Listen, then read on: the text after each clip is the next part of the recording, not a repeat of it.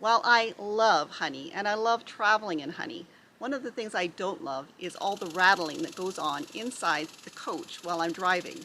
And I'm always trying to figure out where the rattle's coming from and what I can do to stop it rattling. Well, one of the things that I've figured out a solution for is the cooktop. If you have a propane cooktop in your RV, which most RVs do, you probably know what I'm talking about. The elements that sit on top of your cooktop rattle around, and most people end up taking them off, wrapping them in a tea towel and sticking them in the cupboard until they stop for the night, and then taking them out and putting them back on the stove. I was doing that, and it was not a big deal, but it was enough of a big deal. I thought there must be a better way for this. So I'm going to show you what I've done to change that. Come on inside. This is the cooktop in Honey. She doesn't have an oven, she just has a cooktop, and it gets used all the time. Because Honey doesn't have a lot of counter space, one of the first things I did was buy this cutting board that is specially made to fit on top of RV cooktops. When I got it, the legs were not attached, and I'll show you what it looks like underneath. This stuff here is kind of like the stuff you put on the shelves in your cupboards to keep things from rattling around or moving around or sailing out of the cupboard. It's kind of spongy. The legs were not attached. The cutting board came with a template so that you could put the legs where they fit best for your model of cooktop. They have an indentation in these legs that will fit over top of the cooktops that have the bars in them, which is the kind we have in the travel trailer. The legs keep the cutting board from sliding off of the cooktop when I'm going down the road. Really handy, and this extra counter space has been a huge asset to Honey because she really doesn't have any counter space.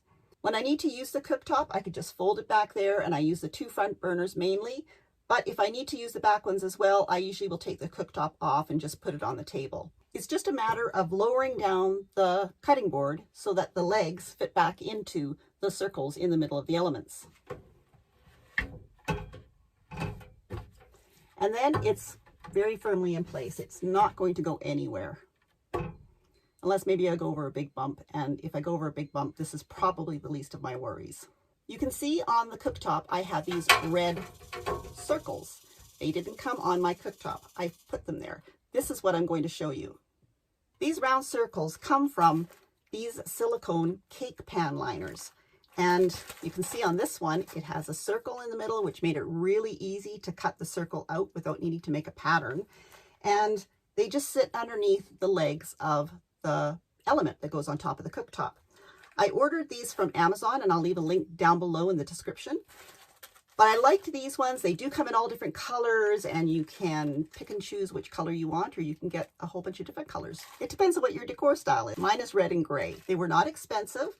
I ordered 5 of them because I wanted one just in case I made a mistake when I was first making them, and I didn't. So I do have an extra one, which I will be using in the bottom of my cheesecake pan. I left the last one to show you how I go about doing this. It's pretty self-explanatory, but if you need an example, I'm going to show you.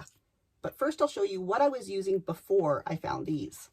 So here are the circle ones that I've made, but these ones are just little tabs that I've cut out of the same silicone pan liner material. I just hacked part of one off of one I already had and made these little tabs. The problem is that 2 of these legs have to go through the cooktop to hook on so they don't move around.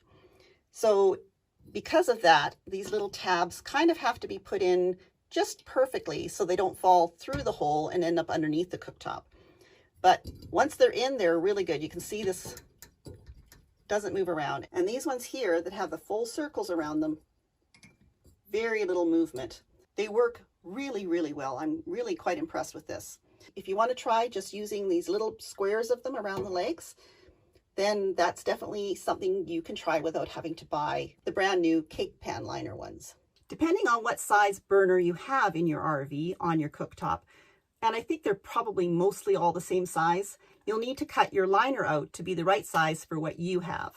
For me, basically cutting out the white circle in the middle worked pretty good. There was a little bit of an overhang in the middle, but not enough to worry about.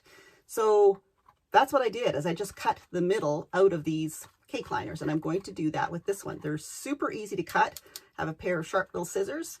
I just folded it in half so that I could cut through, get myself started.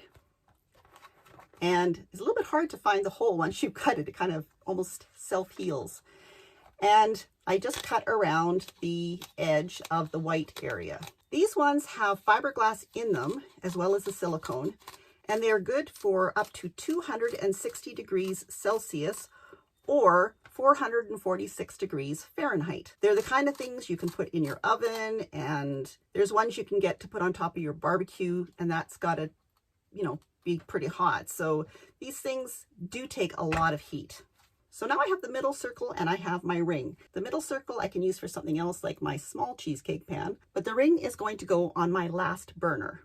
So first of all, I'm going to take the old system off. That's how mine hook on to the cooktop, with a hook on this side, and on this side it's just a little tab. And I'm just removing all of the original solutions, which work fine if you want to go with this system. And I'm taking my ring and I'm going to put it on here and just kind of get it centered.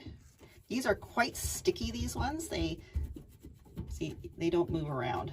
Dog hair and cat hair sticks to them too. So I've kind of got that where I want it to be. And then I take my scissors and I find the hole where the little legs need to go through. So there's one here and there's one right there. So I'm going to cut this one first, and I just stick my scissors down on the edge. I feel with my finger and find that hole and cut to the back on both sides. So that kind of gives me a idea of where it is. And then I do the same thing on the other side. Find the hole, do a cut on either side, just enough to open it up. I'm not going to cut the hole out.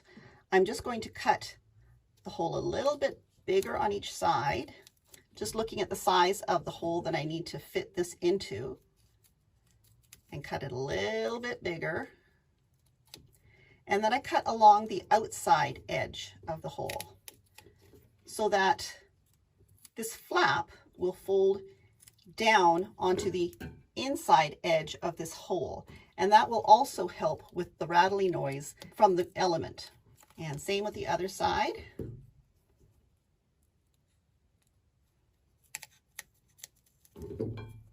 Then I find it easiest to take the element and poke it through these holes before I put it on.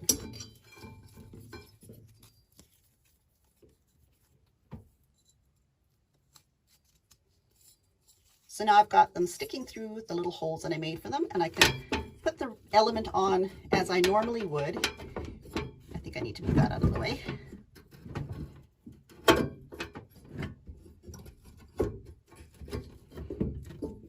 And there, you can see this overlaps over in this area a little bit, but that just sits on top there.